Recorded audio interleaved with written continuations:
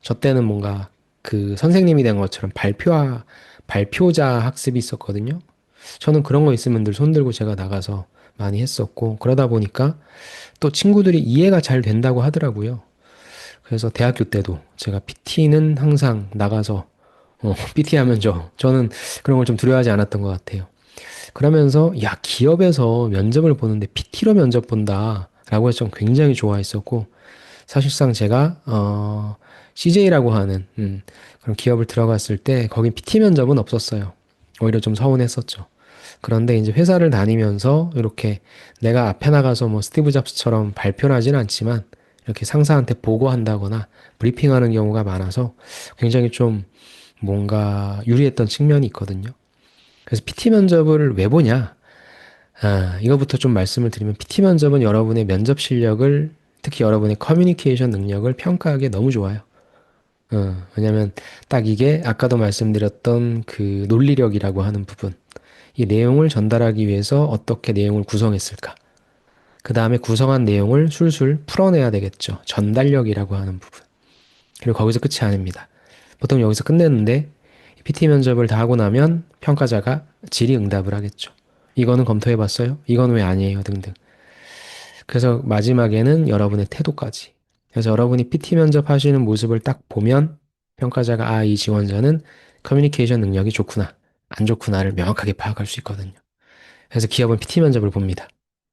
그런데 이 PT 면접도 기업에서 보는 것은 한 6가지 유형, 한 5가지의 플러스 1로 약간 토론 면접과 겹치는 부분도 있는데, 일단 여러분이 PT 면접이 무엇인지는 아실 테니, 이걸 유형별로 제가 좀 나눠서 설명을 드릴게요. 그게 훨씬 더 여러분이, 나는 저런 면접을 좀 보니까 이렇게 봐야 되겠구나. 가이드를 잡으실 수 있을 거예요. 자, 먼저 정답부터 말씀을 드리면, 오른쪽에 그림부터 볼까요? 박스. 제일 왼쪽 위에 있는 게 산업 분석형. 산업을 분석하는 형태의 질문이 나온다는 거고요. 그 밑에가 이제 가치 판단형. 당신의 어떻게 생각하십니까? 어떻게 하시겠습니까? 라는 거. 그 다음에 가운데 있는 박스의 위에 거. 직무 문제 해결형. 야, 이 직무를 해본 적도 없는데 나보고 해결하래. 어려워하시죠? 그 다음 밑에가 더 어려운 겁니다. 전략 기획형. 우리 회사가 앞으로 무엇을 먹고 살아야 되는지. 야, 그래서 가운데 있는 박스가 어렵죠. 그 다음에 오른쪽이 좀 요즘 뭐 시사나 아니면은 이 회사에 관련된 이슈를 물어보고 있는 시사 이슈형. 아니면 선택을 하게끔 합니다. 둘 중에 뭐 하나 선택해라. 비교 선택형. 그렇게 해서 이런저런 것들을 쑥 집어넣어서 통안으로 빼면 단 하나의 통합사고 프레임. 즉, 왼쪽 이제 볼까요? 문제의 형태는 제가 6가지로 좀 뽑아봤는데 본질은 같습니다. 그럼 내가 어떤 형태의 PT 면접을 보든지 간에 평가자는 뭘 본다? 내가 어떻게 사고했는지에 대한 구조를 본다. 이거를 우리가 좀 노려보자는 겁니다. 자, 그러면 하나씩 제가 어떠한 것들이 있는지 예를 좀 들어봐 드릴게요. 첫 번째, 산업과 시장 분석형 질문이죠. 이 유형은 특정 산업의 변화, 성장 요인, 리스크를 분석하고 기업의 대응 방향까지 연결되는 문제다.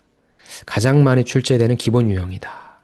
그래서 예시 질문은 요즘에 이거 되게 많이 나오죠. AI 반도체 시장 확대에 따른 기업 대응 전략을 제시하라.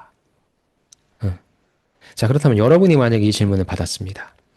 AI 반도체 시장이 뭐예요? 우리가 AI를 다 쓰고 있죠. 그렇다면 그 AI를 쓴다라고 하는 것은 AI가 뭐예요? 우리의 뇌처럼 판단할 수 있어야 되겠죠.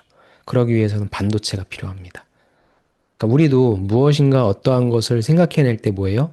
그 안에 기본적으로 그 기억되어 있는 게 있어야 되잖아요. 그래서 나 저거 본 적 있다. 저건 뭐다.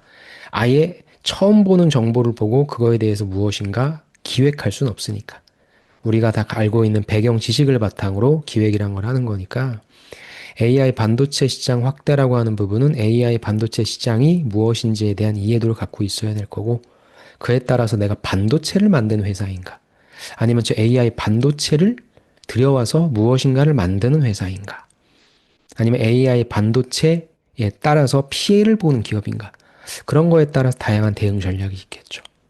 그래서 어떤 전략을 제시하라고 한다라고 하는 건 뭐예요?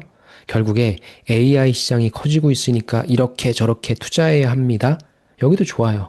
그런데 결국에 이 질문은 뭐냐?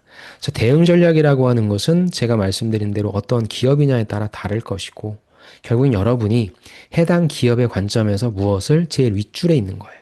산업이 어떻게 변화하고 있는지, 성장 요인은 무엇인지, 리스크를 분석할 수 있는지 등